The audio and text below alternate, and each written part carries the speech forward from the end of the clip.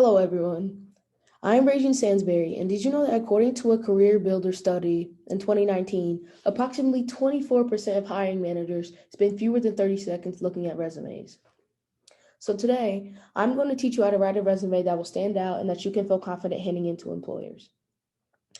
To write a resume, you pretty much only need a computer and a software you can use to type out your resume, such as Google Docs or Microsoft Word. If you don't own a computer, you can go to your local library to use one. Now, a lot of you may be wondering, what does this teenage girl know about resumes? Well, I have successfully applied to several jobs as well as graduated from a college prep program in 2020 through the University of Indianapolis, in which they taught us the ins and outs of jobs and resume building. Now, onto the procedure. The first step to writing your resume is to choose a format and a template. Now, the template is the easy part, as there are always pre-made templates on Google Docs and Microsoft Word. But the format can be a little more tricky. There are three main formats to resumes: chronological, functional, and hybrid. Chronological highlights career advancements and emphasizes relevant job experience, while functional focuses on your skills and abilities. Hybrid is a mix of the two and puts emphasis on both skills and experience. Now, the type of resume you'll want to use will be based on your own personal credentials and the job you're applying to. For example, if you don't have a lot of work experience but want to emphasize your skills, you might want to go for the functional format. Next, you'll want to include your personal information such as your full name, phone number, and professional email. Make sure to not use an email with an informal and unprofessional name, as that might make you look less reliable to employers. Now that we have our personal information down, you'll want to write a summary statement. This will be bullets or a paragraph explaining why you're right for the job. As a tip, you'll only want to include only the most important and relevant skills to the specific job. You'll also want to include keywords from the job description.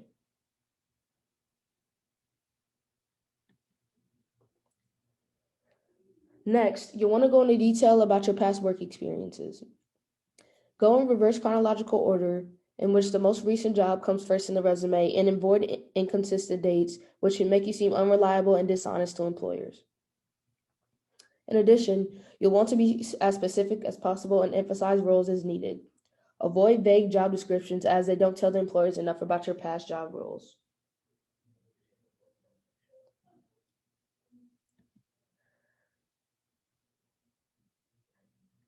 Now, this next point is one of the most important parts of your resume. According to JobScan from a 2018 study, approximately 99% of Fortune 500 companies use applicant tracking systems that use filters to focus on the best applicants. Using keywords can help you not get filtered out. You'll want to look for you want to look in the, also you want to look in the job description for hard and soft skills that they are looking for and try to incorporate some of them into your resume. For example, you see that in this example they use inclusion and diversity a lot, which tells you that these are probably key skills that employers are looking for.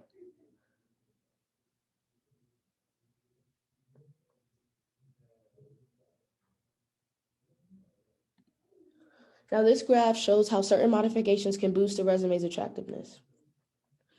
As you can see, action verbs increase the chances of an interview by approximately 140%.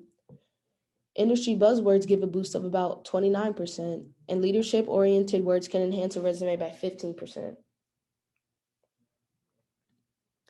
This next section is especially important if the job you're applying to requires a degree. If you recently graduated college, your education section should go above your work experience and it should include more details. In your education section, you should include the name of the institution, the degree you attained, your school's location, and the years attended. If you're a recent graduate, you can also include the organizations and extracurriculars to strengthen your candidacy.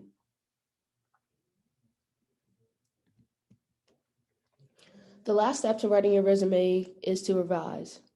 Most importantly, you'll want to check for grammatical errors.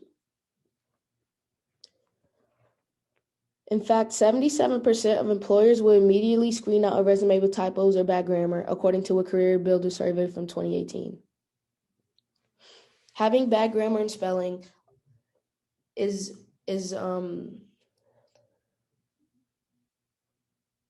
having bad grammar and spelling can be a way that an employer perceives your intelligence.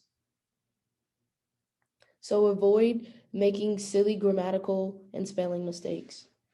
In addition, you'll want to add any other important information that I didn't suggest. And don't forget to personalize your resume to you and your skills.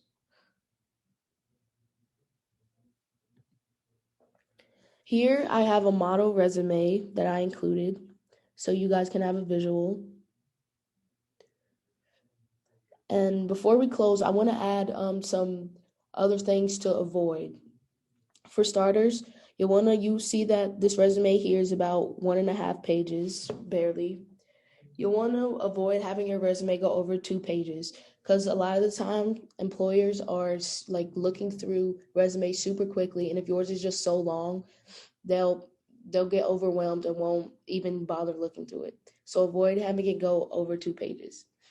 In addition, avoid putting outdated information in your resume and always make sure it's up to date. Also, you want to avoid leaving out important information that could be useful to your job application. Here are my references. And I hope that I helped you feel more confident in your resume building skills. And I wish you luck with your job application process. Thanks for watching.